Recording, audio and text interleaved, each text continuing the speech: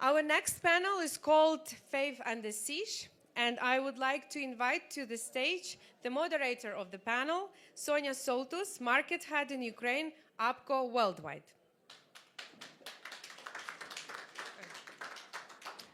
Hello, everyone. Thank you for joining us today. Before we get started, we would very much like everyone to stand for a moment of silence in commemoration of all the Ukrainians who have lost their lives fighting for freedom, but particularly for those who have lost their lives and are suffering for freedom of religion.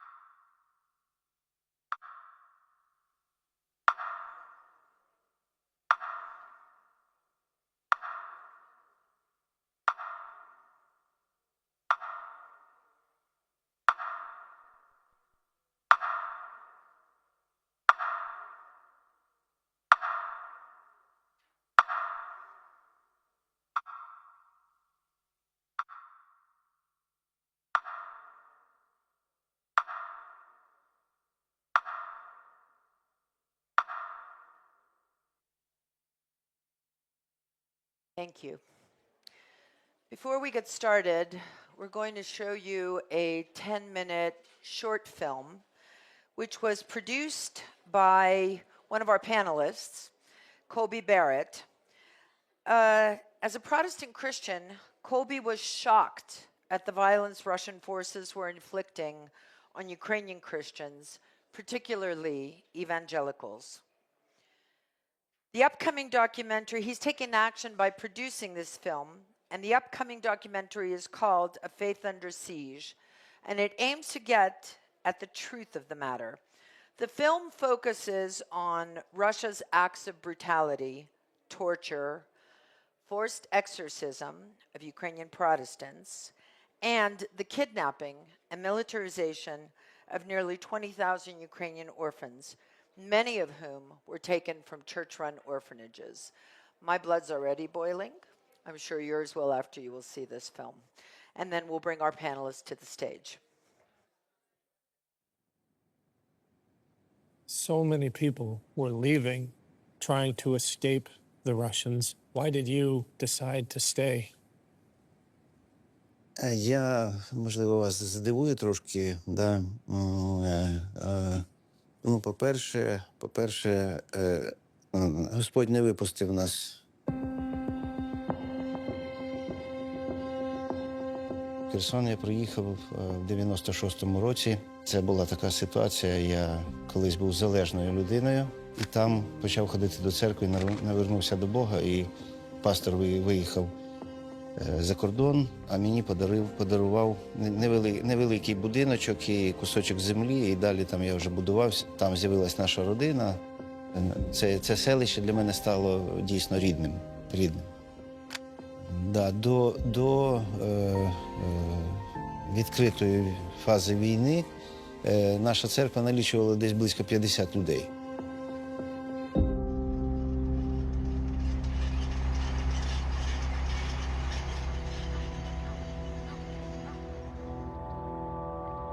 Коли почалася війна, на заправках, до заправок були великі пробки, неможливо було просто проїхати. І потім при виїзді з Миколаєва великі колони стояли з Херсону. Люди виїздили. І коли почалося вторгнення росіян, ми вже розуміли, що вони підходять близько до Херсона. І насправді страшно. Це страшно і дуже боляче.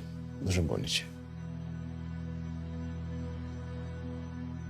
Я сказав своїй родині, вже на вечір було виїздити пізно, я сказав, давайте будемо молитись до ранку, щоб Господь дав нам чітку відповідь, що робити далі. Більше того, під час цієї молитви я дивився на свій будинок, який побудував, на телевізор, який тільки купив. І мені було дуже шкода все це кидати. І вранці, коли ми встали, у мене була одна ясна думка в голові. Господь мені сказав: залишайся, я буду берегти тебе і твою родину.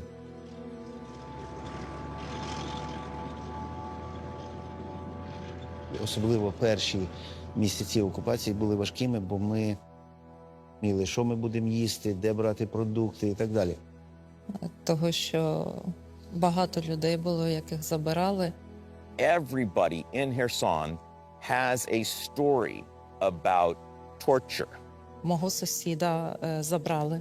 Його досі невідома його судьба, де він, що з ним. They call it being taken to the basement. It's a euphemism for torture. Everybody's got a friend or themselves that was taken to the basement.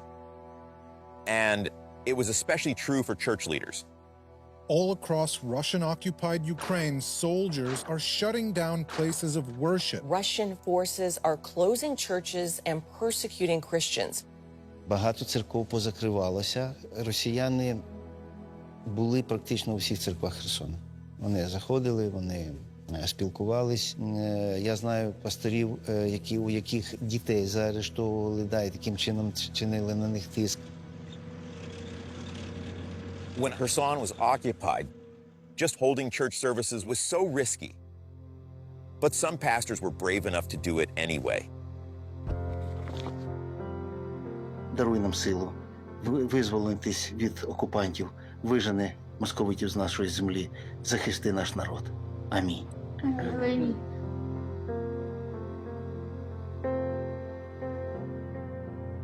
Я розумів, що людям треба якась підтримка і відчуття стабільності. Ми почали проводити служіння. В цей час було дуже моторошно і дуже страшно.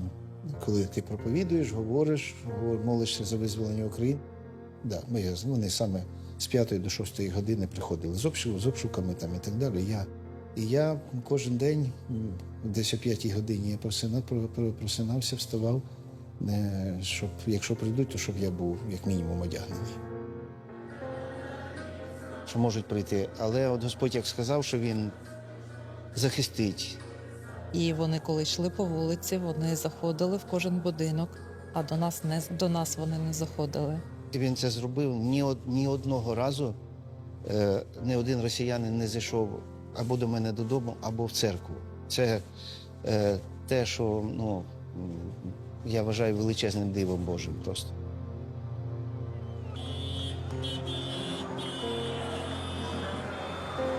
Now to stunning new developments in the war in Ukraine. Yesterday, Russia announced its forces would withdraw from the southern city of Kherson and the surrounding area. A humiliating defeat for Vladimir Putin. І коли наші війська зайшли в Херсон, це була ейфорія волі, визволення. This place where I'm standing was occupied by the Russians. And now it's not. Unfortunately, the Russians didn't go very far. They're still right across the river from Kherson.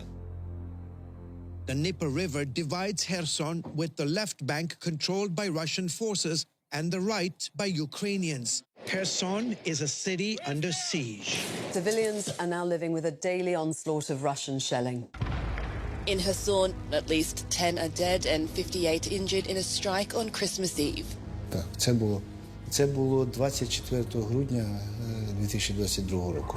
Якраз Різдвяне свято для дітей ми робили. Опіль Віваро – це перша автівка, яка була попала під обстріл такий. Десь приблизно 15 серпня. І ми стояли кружком у дворі, ми молились якраз. І під час цієї молитви, у нас гості були, я почув, як ми молились, він полетів. Мабуть, був пустий, але от за 2 дні повернувся, і в це саме місце, де ми стояли, де молились, там стояло моє авто, в це саме місце він просто скинув вибухів.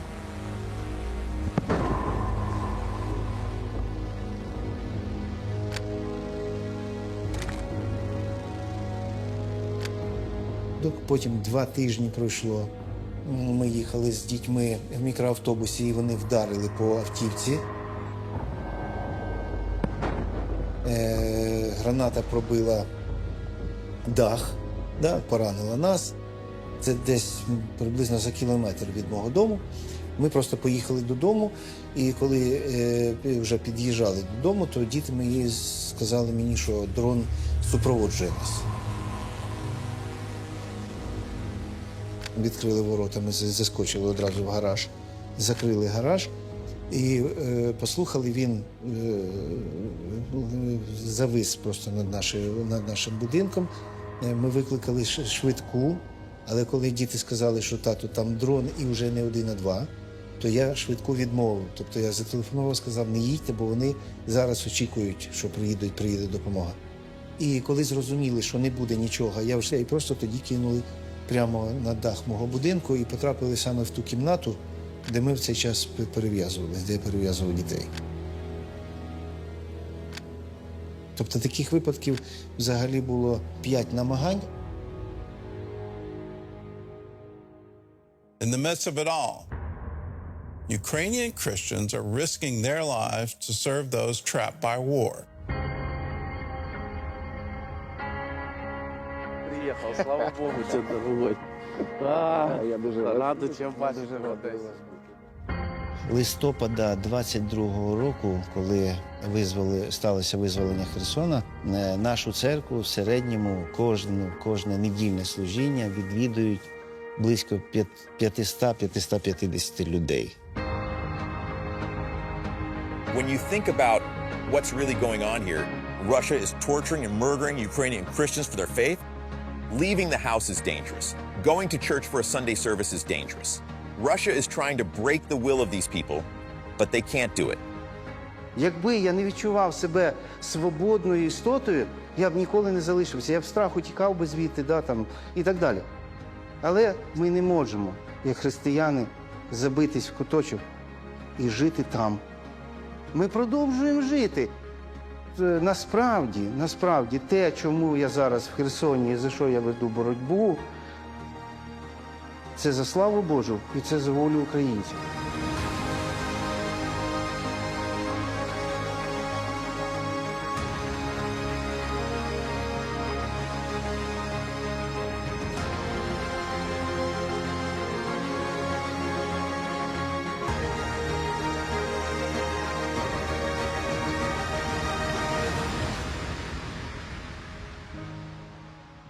Бо бували випадки, коли було по 700 людей, там були люди всіх деномінацій. І люди, які просто приходять з світського життя. Да. Просто дім молитви повний, двір повний, 1-2 дворика, і всюди люди, ми виносили колонки, щоб люди чули. Більше того, навіть сусіди казали, як класно, що ви винесли колонки. Ми сидимо вдома і чуємо все.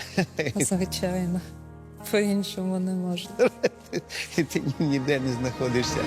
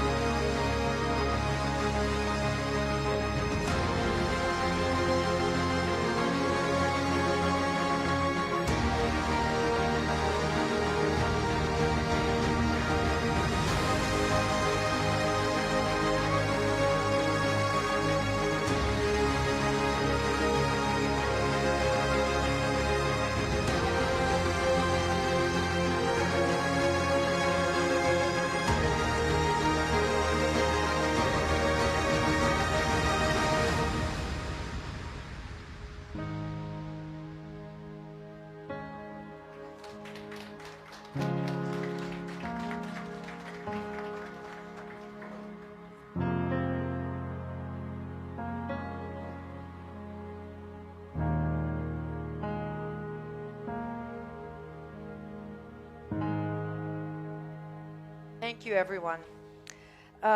Let me introduce our panel. First, I'll start with Colby Barrett, who's the executive producer of the documentary film Faith Under Siege. Colby is an entrepreneur and filmmaker who previously served as captain in the United States Marine Corps, where he led both infantry and scout sniper platoons throughout the Pacific Rim and Middle East as part of various operations, including Noble Eagle and Enduring Freedom. Colby also holds a law degree from Yale Law School, and most recently led a $1 billion plus business as its CEO. And Colby, thank you very, very much for that really inspiring film. Really greatly appreciated. Reverend Johnny Moore is a global evangelical leader best known for his consequential work at the intersection of faith and foreign policy, especially in the Middle East. Reverend Moore is routinely listed among the world's most influential religious figures. He is a popular author, teacher, and acclaimed human rights and religious freedom activist whose effective advocacy has materially impacted policy in many nations. Reverend Moore has a number of awards and honors, including the Simon Wiesenthal Center's prestigious Medal of Valor, and he was twice appointed to the U.S. Commission for International Religious Freedom by the 45th President and now 47th President of the United States, Donald Trump. Stephen Moore, founder of the Ukraine Freedom Project, Stephen Moore has spent 7 years as a Republican leadership chief of staff in the U.S. House of Representatives. He came to Ukraine on day 5 of the war to help. His NGO, the Ukraine Freedom Project, started as a humanitarian organization, delivering several $1 million worth of goods to areas impacted by the war. With his years of experience on Capitol Hill, Steve has become a trusted source of firsthand, data-driven information to members of Congress and their staff. As one example, the UFP team conceived and drove the campaign highlighting Russia's systemic torture and murder of Ukraine's evangelical Christians in occupied parts of Ukraine in support of the April 2024 Ukraine aid bill. UFP visited almost 100 congressional offices and ran advocacy campaigns in key districts. Ryan Lane is the Ukraine country manager for Samaritan's Purse International, a non-denominational Christian nonprofit organization from North Carolina, whose mission is to provide physical and spiritual aid to people in need of it around the world. Their 150-strong team in Ukraine has been distributing aid to those most in need across the frontline areas of the war since the start of the full-scale invasion. And Mykola Kuleba, founder of Save Ukraine, and formerly Ukraine's Commissioner for Children's Rights from 2014 to 2021. He is a Ukrainian social and political activist and former presidential commissioner for children's rights. With over 25 years' experience advocating for children's rights, Mykola is globally recognized as a child protection expert and has received several international awards for his work, including the Oxy Courage Award and the Monhay Peace Award in 2023. And Mykola, for those of you who have seen recently children who have been returned to Ukraine, those among the 20,000 who have been kidnapped, it is Save Ukraine that has been crucial in making sure that those children are returned home.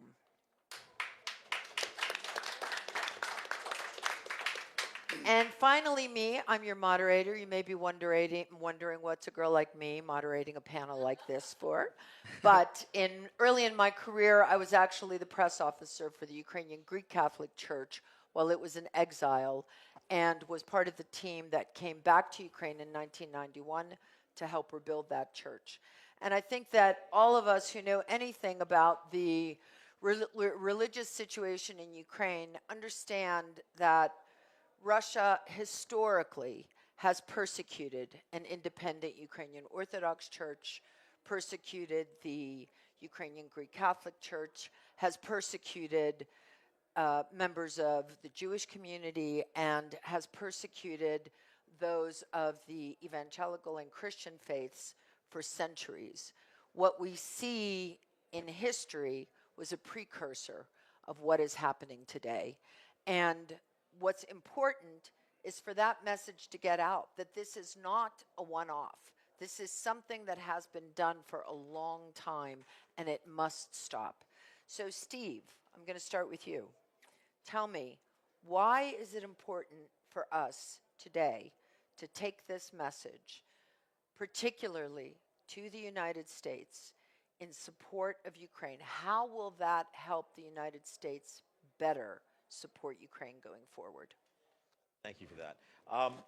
What a lot of folks don't know, if you're not kind of in the midst of Republican politics in the United States, is that evangelical Christians in America are a very powerful political force. And they make about 40% of Trump's voting bloc. But they're also the most active and vocal part of the Republican coalition. So, the Trump voters started out in March of 2022 with like 3/4 of them thought we should send aid to Ukraine. Now that's like down in the teens, particularly among evangelical Christians. And why is that?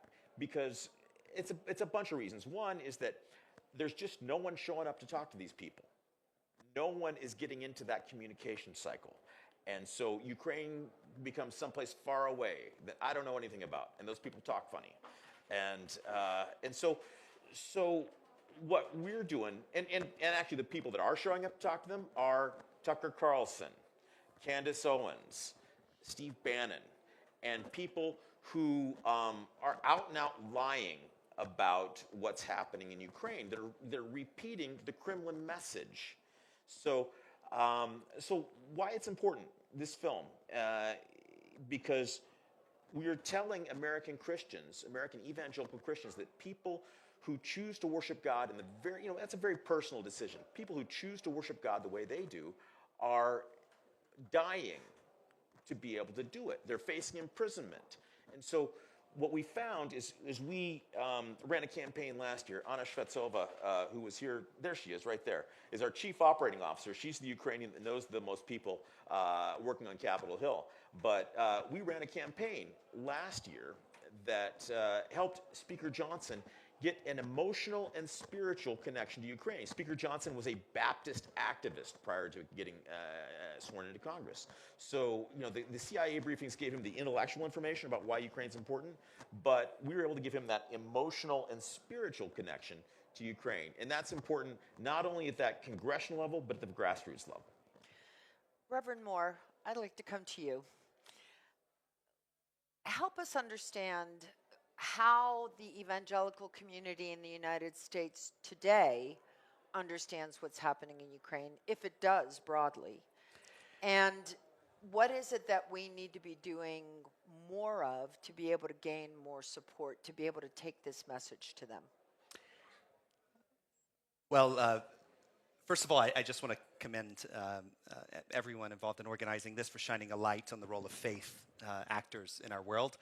I would say it's not one of the top topics that Davos is known for, and yet there's this mysterious phenomena about evangelical Christians, and that is they're actually quite informed about the world. When President Trump won the election in 2016, in his first term, if you looked at the issues that motivated evangelical turnout the most, like the top 5 issues, 2 or 3 of those issues were foreign policy related issues, and so. We know about the evangelical church in the Islamic Republic of Iran, for instance. We grew up hearing these stories about the struggle. We stay connected to them. We know about the evangelical church in Ukraine. It's actually one of the fastest growing evangelical movements certainly in all of this continent, but in the world. So I remember as a young evangelical, at our church every year, you would have a group of evangelicals that would come from Ukraine to our congregation, and so there's this like unbelievable network that has existed in that part of Europe that pre-existed this war. And I think it's really, really important to recognize that what you saw in this film here is indicative of our community. We don't start wars, we can't stop wars, but what we can do is we can decide to play our part in the middle of the crisis. And there is no question that however this war ends, I think we can predict it is going. I'm not going to put a timetable on it, but it is going to end. And there's sort of one major shift. I would say that the forthcoming Trump administration views the conflict more through the eyes of the human cost of the war, and the way that the Biden administration viewed it more through the geostrategic nature of the conflict. These are 2 different lenses. But when it comes to the human cost of the war, however the war ends, when history writes about this moment, some of those who have lost the most are the evangelicals of Ukraine.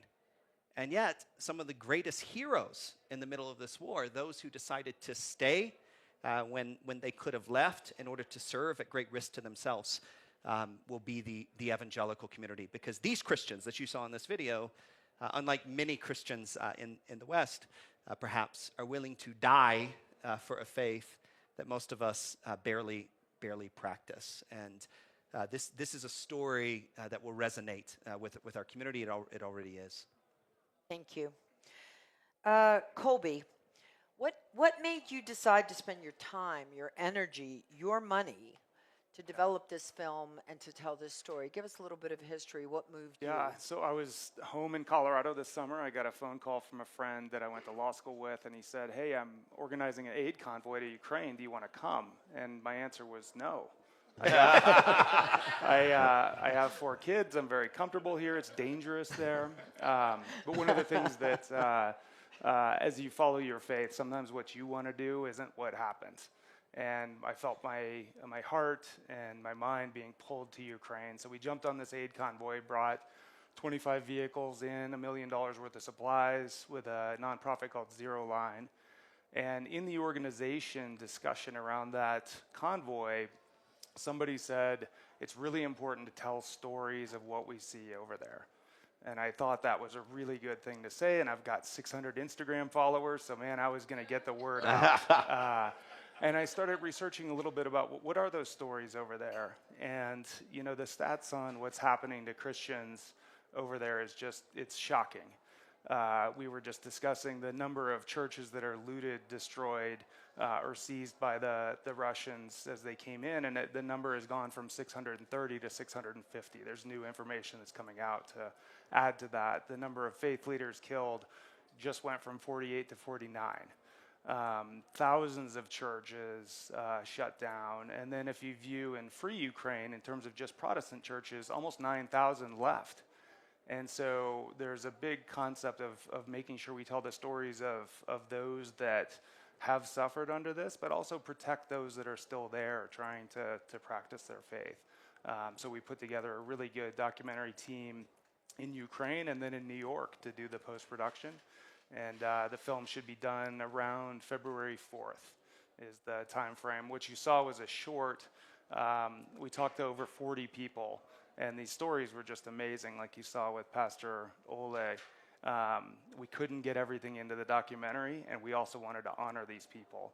And so we made these shorts for people that either didn't make it in or their story wasn't fully brought out there. So that was a good way to get the message out. So. Where are you thinking to show the documentary? Because I think we all understand that the purpose of this is to be able to help, particularly in the U.S., where, you know, unfortunately, I think we all agree, somehow there has come across this very skewed image of Vladimir Putin with a small v and a small p, who is a great defender of the faith somehow, and that he is this wonderful human being who is defending Christian values.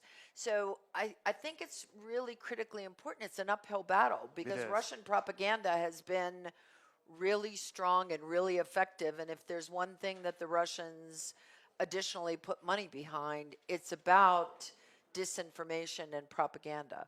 They've been very effective. So tell us where and I'm hoping that you're going to tell me that you're going to partner with Reverend Johnny. You're going to show it I hope so. All of his churches.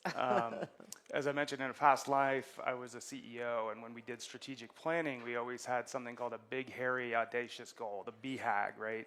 And so for this movie, we said, everybody in America sees this. Look, I know that's not going to happen, so my minor BHAG is every Christian in America sees this. So church screenings and those kind of things are really the highlight of our strategy, and it's a little bit different than most films. Most films are, you know, business ventures that try to make money. This is something that's trying to bring attention to this issue at a very critical time. So some of the normal routes of film festivals and those kind of things is not really as applicable, but our big ask is we want to show this film everywhere, and especially to Christians in the U.S. So if anybody's out there, it's a faithundersiege.com. And there's a deal there where you can post screenings and host screenings. So we'd love to get any help with that. We want everybody to see this. So, Thank you. And I want to go to Mikola now, because I know that a big part of your documentary, Colby, is about the children who have been kidnapped, many of them actually from Christian orphanages. And although within this panel we're very much focused on evangelical and on Baptist churches and Christian churches in Ukraine at this moment in time, we all certainly know that the Russian terror in the occupied territories has not been simply reserved for them. But this is a very critical key, we believe, to reaching the American public at this point in time. So, Mikola, help us understand, your evangelical faith is actually a big part of the work that you do with Ukrainian children. And Save Ukraine does so much in terms of trying to help people integrate themselves back into Ukrainian society. Tell us about the reception that you have received, because you travel a lot to try to be a messenger of what it is that's happening in Ukraine. Tell us the kind of reception you've had with Americans when you're telling them that Russians are kidnapping Ukrainian children, and particularly what are American evangelicals saying, because I do believe that the story of these 20,000 children being kidnapped is not one that has really received a lot of traction globally. So tell us about some of the feedback that you've received. Thank you, Sonia. I think children, it's the best way how we can explain what happened with Ukraine. Because Putin systematically annihilate our identity. He's destroying. He won't destroy us as a nation. And yeah, you're right. I started my ministry maybe 26 years ago in my church. I am evangelical. Yeah, and I have a lot of friends all over the world, especially in the United States. And it's a question for me, how American evangelicals will protect Ukrainian evangelicals and Ukrainian children. I have no idea, because sometimes this discussion between interests, it is not biblical discussion. It is not about values. It's about strategic interests. We will never find ourselves in American strategic interests. You know, that survey shows that Americans care more about Ukrainian titanium than about how to protect Ukrainian children. Craziness. Yeah, and really, last year I studied in Congress with 5 abducted children who've been returned by Save Ukraine. By the way, yesterday we returned 4 more children who've been abducted. Thank you. Yeah, thank you. And I can show you emotions of older sister. She met 2 hours ago in Kiev her younger, 13 years old sister. I think it's hard to explain, but if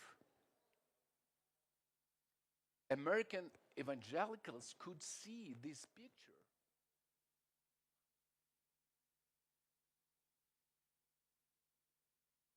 so Ryan, question to you. Your work is predominantly focused on humanitarian relief, but you work through churches.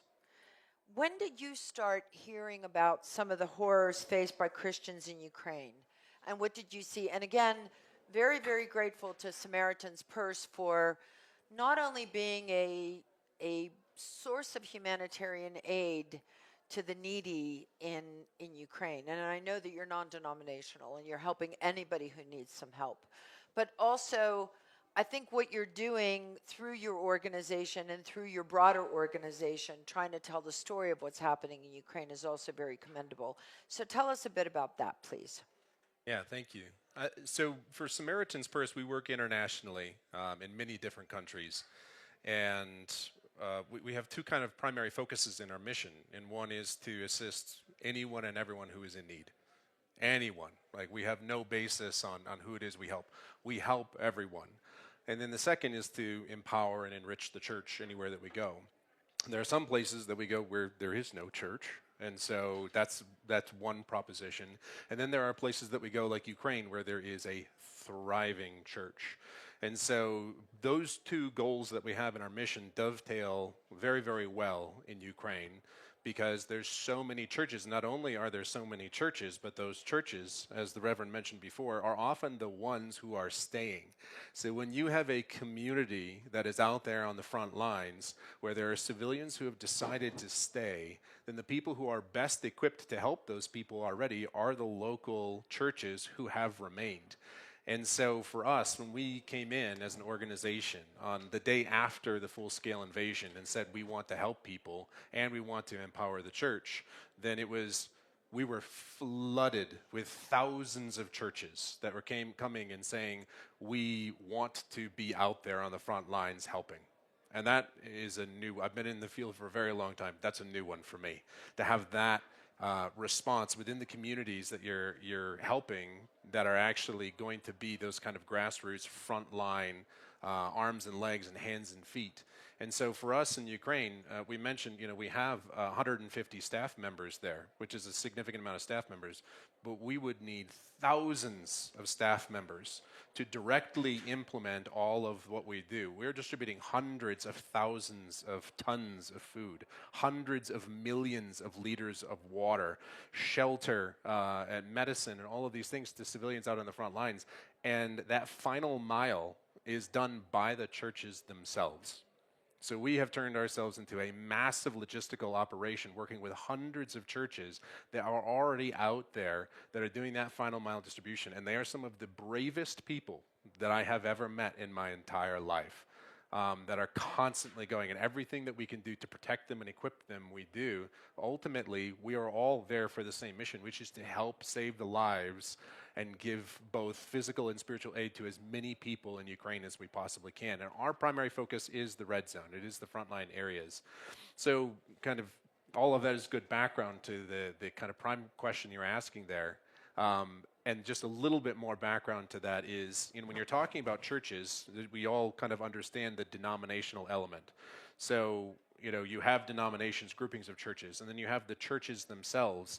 And one of the unique aspects in Ukraine is the diaspora that has been created by the war is particularly pronounced in the church.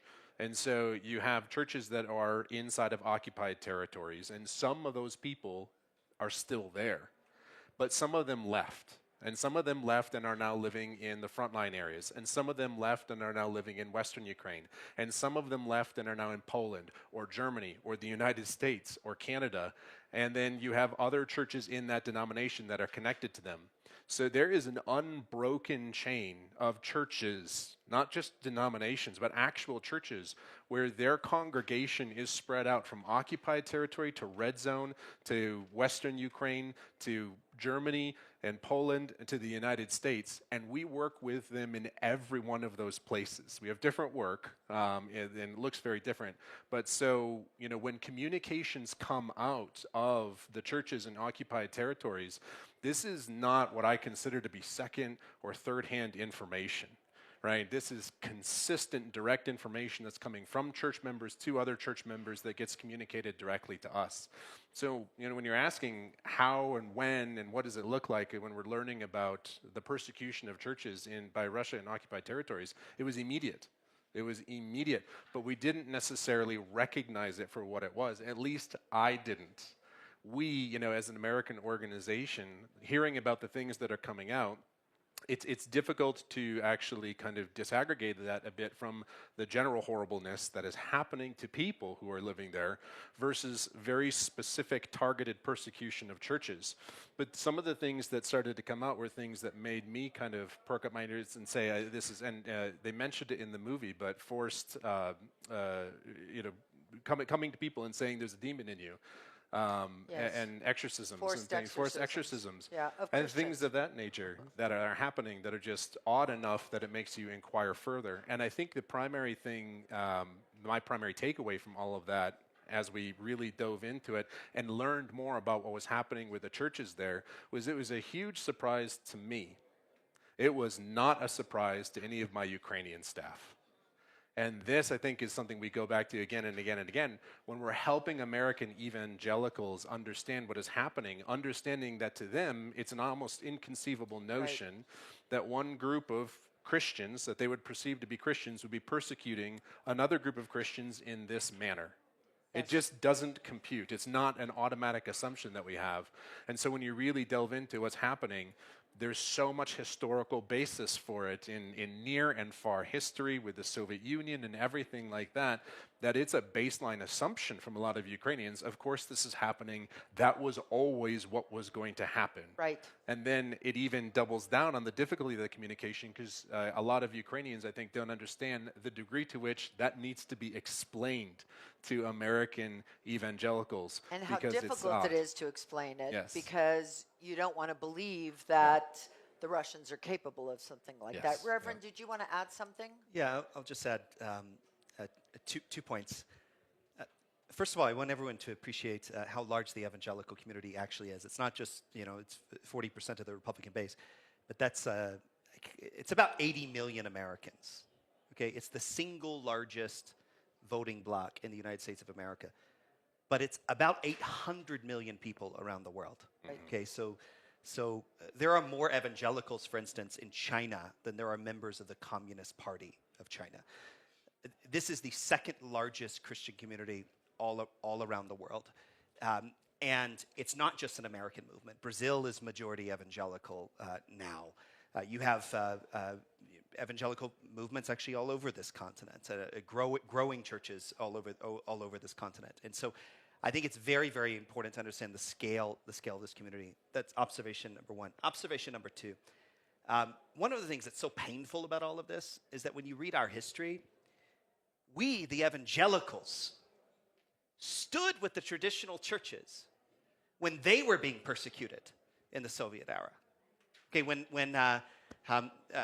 Billy Graham, controversially crossed the Iron Curtain and made the president of the United States incredibly angry, one of the reasons why he did that was to be an advocate for persecuted people. Yes. And one of the tragedies about all of this is, unfortunately, those whom we spoke for are not speaking for us now. And I think that this is, and I'm not sure, certainly the case here, that people don't understand the sheer power of the evangelical community around the world. Evangelicals mainly want to be left alone and practice our religious freedom. But when we decide to involve ourselves in the political process, we make a difference. Yes. And a Republican cannot win in the United States of America without the evangelical community. And by the way, that's going to be increasingly the case in other countries of the world. Yes. So just some additional context. And very, very grateful because you have kindly set Steve up for my next question. So taking this into consideration, Steve, and I think all of us here understanding that we really need to get it together and we have to be able to focus on communicating what is happening on the religious front in Ukraine with many faiths, particularly in the evangelical community. What do we need to do to be able to get that message, to empower Reverend Johnny, to be able to empower, to put that message across in the American community today, to be able to harness that political power that Reverend Johnny just mentioned in order to be able to increase support for Ukraine? Well, it's a matter of communication. And, I've run political campaigns all my life in about a dozen different countries around the world. And, what I've seen is that, if you look for a message and you test it on a survey, you look for messages that can convince people. When people see this film, when people get the messages that are in this film, we've tested it. 7 out of 10 American evangelical Christians who vote Republican are more likely to support Ukraine when they see this, when they hear these messages. So if we show it to 10 people, 7 of them will become more favorable towards Ukraine. If we show it to 100 people, 70 of them will become more favorable towards Ukraine. I want to show it to millions of people. Yeah, and so so what we need is partners. What we need are people who are willing to pitch in with this. So so there's all of us on this stage have risked our lives in the red zone in Ukraine to get this message out. And so we're putting our lives on the line, we're putting our treasure on the line, and we need folks to come in with us and invest with us. So when I was still working in the Ukrainian Greek Catholic Church, one of the things that we did, and I'm going to put down a suggestion at this moment. One of the most important things that we did, we brought delegations of Vatican journalists into Ukraine so that they could meet with the priests who were in the underground, so that they could understand how the church had been persecuted. So, Reverend, I'm going to suggest to you, very kindly, I'm going to suggest to everyone on the stage, let's bring together some of the power of the evangelical media, some of the most important leaders in the evangelical movement. Many of us on this stage live in Ukraine. We would love to be able to bring you in so that firsthand you would be able to understand this, so that you can take the message of what's happening in Ukraine directly back to the United States and to be able to influence. We'd be happy to host you. What are you doing next week? We have a biblical admonition that says if one member of the body of Christ suffers, we all suffer. Yes. And so whether it's a persecuted Christian in Ukraine or in any country of the world, we have an obligation to experience suffering with them. And I think the power of what I just saw here, as I said earlier, it makes the human component come alive in a conversation that's too much about geopolitics sometimes. It's like guaranteed to go viral. I mean, the amount of compassion that our community has for the persecuted church all around the world. And also, we need to, as I said before, we need to recognize some of these people as heroes. Many of them, the last thing they wanted was war in any direction. The one thing they want to do is get out. And yet they stay. And they serve those in need, whomever they are. And we also can't forget those stories. But it's their faith that's doing it. Yes. And by the way, just as a general rule, it'd be smarter to work with religious organizations. I mean, there isn't a Starbucks or a McDonald's in every town in the world, but there's a church there. And they know everybody in their community, and they know what their needs are, and that's what makes Samaritan's Purses work so important. Thank you for that, Reverend. And before we finish, I know we're trying to make up a little bit of time, but if there are any questions from the audience, yes. Ladies first or Dan first? You have to get ready. Okay. I'll be filler. Dan Bilak from Kiev, Ukraine. This is a great panel, and I really thank all of you for the work that you're doing. A quick question. One of the things in terms of Ukrainians are very, very bad in terms of getting their story across to the rest of the world. It's been an ongoing problem for many, many years. And Steve, you and I have talked about this, that perhaps one of the ways to contextualize, because that's important. It's not just about there are some evangelical churches in Ukraine that are being persecuted. Maybe the context, this is a question for all of you, is explain to Americans and American evangelicals in particular that Ukraine is the Bible Belt of Europe. This is the most fertile religious ground in all, certainly in Eastern Europe. Well, the Poles would argue, but they have a different issue. And I think that's a really important contextual, because it means that it's not just about what we have now, but all the possibility of what can be in the future, and to bring both Ukrainian evangelicals and American evangelicals and Ukrainian people and Americans and Ukraine and America closer together. So I'm interested in your thoughts on that.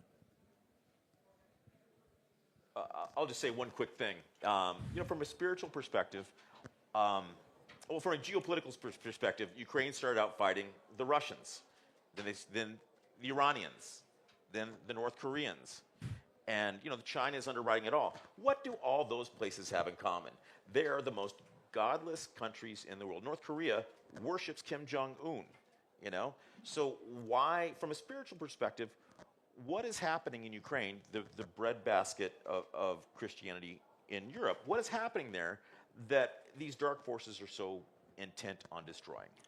I would add to that. So it is the Bible Belt of Europe, but they send out missionaries all over. So it's not just Americans coming and preaching and converting Ukrainians, it's Ukrainians then going out, especially the post-Soviet republics. I would echo your point about Ukrainians being bad about telling their story. So Pastor Ola, when we met him, he wanted to talk about how his church was growing and these kind of things. It was only after the interview, when we saw his car, we saw it was destroyed. He's still driving this minivan around. It was his third destroyed minivan. And we're like, you should have led with that, man. So just a great point of that. Yeah, it was like, and so we had to actually go back and we had to interview him twice to finally get this story. It's not that he was reluctant to tell it, but he wanted to talk about his church growing, not what was happening. It was a humble kind of concept. So it was, we got the story out, but it was two trips. I would like to give a very practical tip. Okay. It's also important how Ukrainians speak about the war, because we also have evangelicals in Russia. We have underground evangelicals in North Korea and Iran.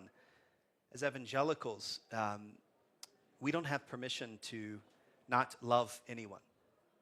Okay? As evangelicals, our goal is to reach everyone. We believe every human being is made in the image of God.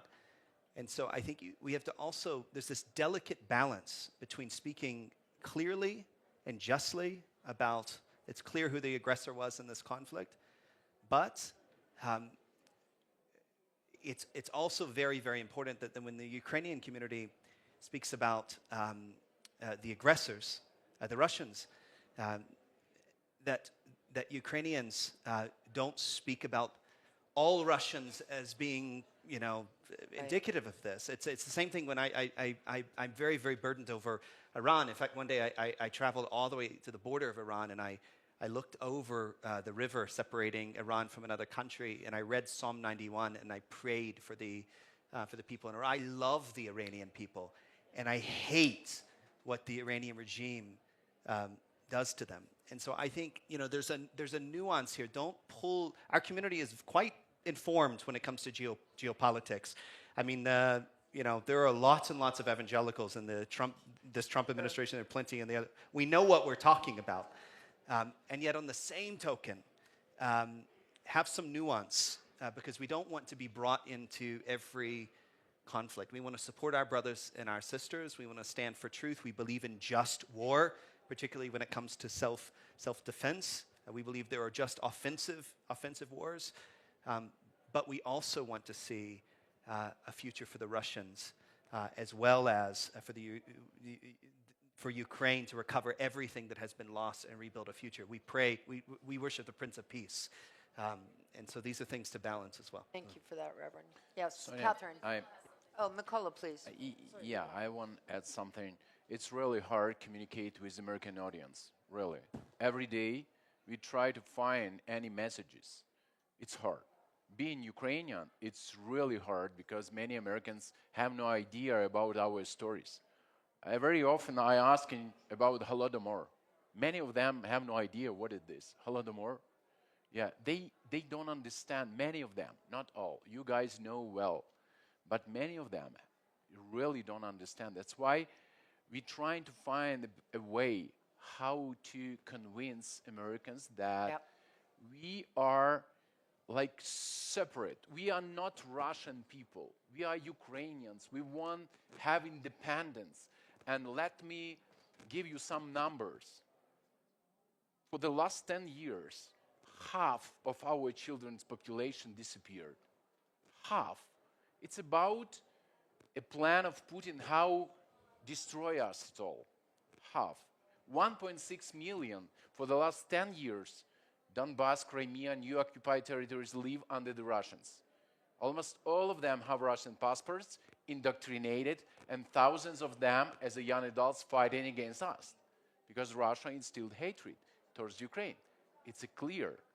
And that children who stays in Ukraine suffer because A rate shelling, stress, and the last thing, if before full-scale invasion, we had birth death rate 2 to 1. 2 died, 1 burned. Now 3 died, 1 burned. And every year, almost 500,000 dying. Every year. And only maybe 160, 70 children appear. We are dying as a nation. And now Ukrainian diaspora may be bigger than Ukrainians who live internally. And it is Putin's plan how to destroy us at all. We have to understand it. Yep. I think it goes back to our earlier discussion around the Russians investing very, very heavily in terms of getting their messages out through their propaganda. And I think that that's something, that's a big learning for us as Ukrainians. We have to step up and we have to do that as well. Catherine, please. And then we have to end, I think. So I just want to thank each and every one of you. I am the granddaughter of 4 survivors of Holodomor, and they told us the day that their homes were seized, they were thrown out, their lands were seized, and then they were made to go to the church and watch their priests shot in the head, their cupolas, the gold taken out, and sold and to melted down to buy equipment to build the Soviet Union. So in many ways, this is about faith, this is about destruction of nation, but this is also about money. And so let's talk about money, because what I'm hearing is, you need money, you need money, you need money. You're okay. You need money. Okay? So I mean, Mikola has told me $10,000 US dollars to save every Ukrainian kidnapped child. That's what it takes. So we're sitting on 350 billion in Russian frozen assets, and we have Yulia Ziskina here. Do we have Yulia Ziskina? Who is literally has made it her mission to gather economists, lawyers, professionals around the world to make this happen. And her own story is that her grandparents died in Holodomor, Babyn Yar, and her grandfather just recently in occupied Berdyansk. So we're going to get this done. Something has changed recently, people. They've gone from securities held by Europe to cash, which means that the cash held in US currency can now be seized by the US government. And the bills and legislation are in place. The US can do this now. There's a precedent with Iran in the 70s. Bank of England held it in trust.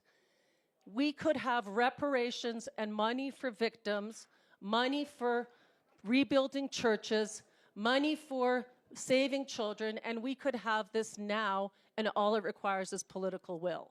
So I guess my question, it's more of a informing everybody, because this is a hot topic.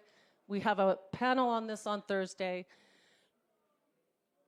My question is, how do we make that happen? How do we get US evangelicals to insist to Trump to seize those Russian assets now, and as quickly as possible to help rebuild Ukraine and bring justice now?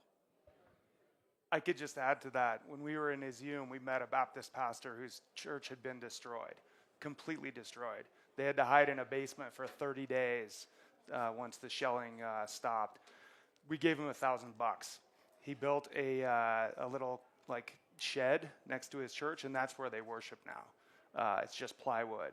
But going there and seeing that, Anya went there and saw the joy, the faith in that community for having a shed now instead of a burned out church was huge. And if that money could actually rebuild some of these churches, the impact on the faith community, on the community there in general, would be a pretty big deal. You saw this with Oleg.